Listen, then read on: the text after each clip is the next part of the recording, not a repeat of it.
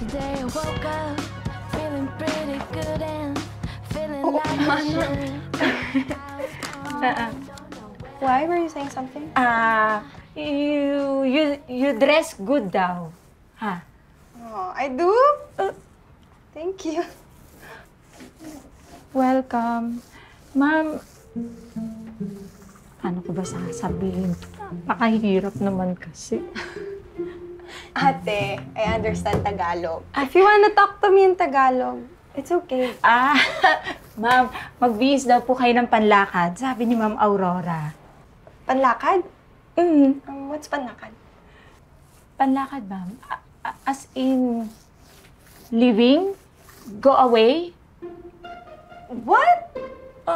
Auntie Aurora wants me to leave just because I'm repainting my room. Hindi, ma'am. Aalis or papasyal. You know. Did she say why? Hindi. Sige na, ma'am. You dress good na lang, ha? Okay? Bye-bye. Mahirap.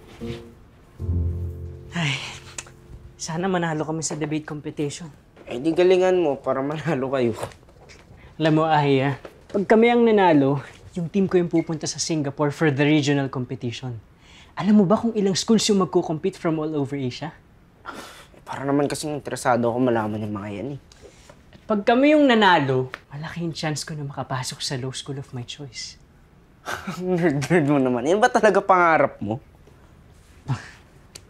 Of course. Eh, hindi mo naman pangarap maging abogado, di ba? Pangarap yan sa'yo ni Mama. Pangarap niyang hindi natupad. Yeah, kahit na. Sila mama yung nagpapaaral sa atin eh. Kaya yung gusto nila yung masusunod. Alam mo, dapat maging lawyer ka nga talaga. Para balang araw ikaw sasagot ng mga kaso tsaka demanda against me. Bibigyan mo naman ako discount, di ba? Ano mo salita ng ganyan? Bakit? Takot ka ba? Takot ka. Continuous lang po ang fasting ng pasyente. Kung may kailangan pa po kayo, tumawag lang po kayo sa station. Thank you. Salamat, Miss. Marami daw bang tao sa munisipyo, sabi ni Dalia? Tita, wala naman daw po. Mabagal lang daw po yung usad. Sabi ko nga po kay Dalia, kung pwede ako na lang po maglakad ng mga papeles. Kaso, bawal naman daw po ilakad ng hindi pamilya. Kaya sabi po niya, dito lang daw po muna ako sa inyo magbantay. Malapit na tayo maging pamilya, Elvin. Opo, tita. Ikaw nang bahala kay Dalia. Ikaw lang pang kaisa-isang lalaki na gusto kong pagkatiwalaan ng anak ko. Talagaan mo siya. Huwag mo siyang sasaktan. Sige naman. Huwag naman po kayo magsalita ng ganyan. Ipangako mo rin na hindi mo siya sasaktan.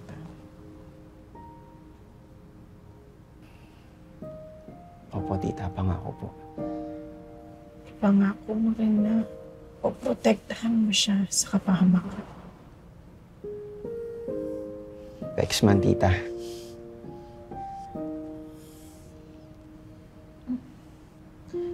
Teka pala, paano pala ang trabaho ni Dalia? Buti pinayagan siya mag-leave. Ano po? Top performer naman po si Dalia, kaya madali lang po siya napagbigyan ng emergency leave. Nakakahiya sa anak ko. Napakalaking pabigat nitong operasyon ko. Tita naman, ang bilin po sa akin ni Dalia, huwag niyo daw pong problemahin yung tungkol sa trabaho niya, opera. Basta kayo po, mag-focus po kayo sa operasyon niyo at magiging okay din po ang lahat.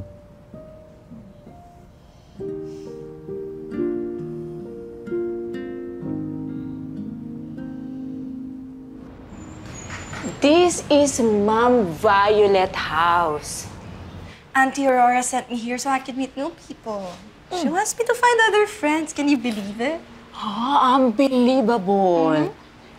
But I'll never be Violet's friend. Who are you? Ay, Ma'am Kyla, Si Ma'am Iris po, auntie mo siya. Auntie? Who's she? Kyla.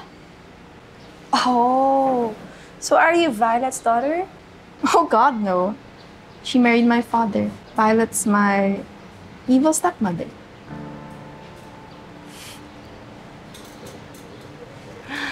And I thought I was unlucky to have her as my sister.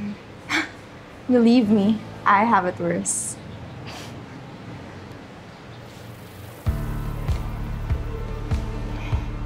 I like her.